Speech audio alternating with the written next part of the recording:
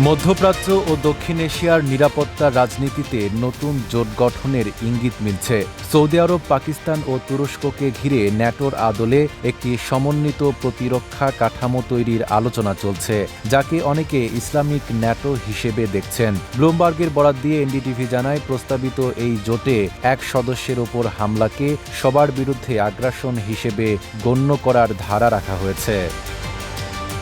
প্রতিবেদন অনুযায়ী শুরুতে সৌদি আরব ও পাকিস্তানের মধ্যে হওয়া নিরাপত্তা সমঝোতায় এখন তুরস্ক যুক্ত হওয়ার বিষয়টি গুরুত্ব পাচ্ছে। প্রস্তাবিত দায়িত্ব বণ্টনে সৌদি আরব দেবে আর্থিক সহায়তা, পাকিস্তান যুক্ত করবে পরমাণু প্রতিরোধ ক্ষমতা, ব্যালিস্টিক ক্ষেপণাস্ত্র ও জনবল, আর তুরস্ক দেবে সামরিক দক্ষতা ও শক্তিশালী প্রতিরক্ষা শিল্প। আর মনোবল হতে হয় স্পাত-দৃঢ়। জেরুসালেম ২৫ বছরের পথ চলায় নিরাপদে রাখার প্রত্যয়ে। বিশ্লেষকদের মতে, যুক্তরাষ্ট্র যখন এ অঞ্চলে নিজেদের ও ইসরায়েলের স্বার্থকে অগ্রাধিকার দিচ্ছে, তখন পরিবর্তিত ভূ-রাজনৈতিক বাস্তবতায় এই তিন দেশের কৌশলগত স্বার্থ কাছাকাছি এসেছে। ইতোমধ্যে সামরিক সমন্বয়ও শুরু হয়েছে। চলতি সপ্তাহে আঙ্কারায় তিন দেশের প্রথম নৌ বৈঠক অনুষ্ঠিত হয়।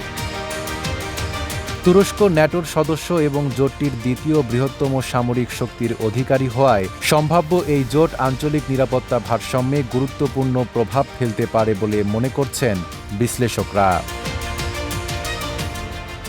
নাইম আরাবী, ঢাকা পোস্ট।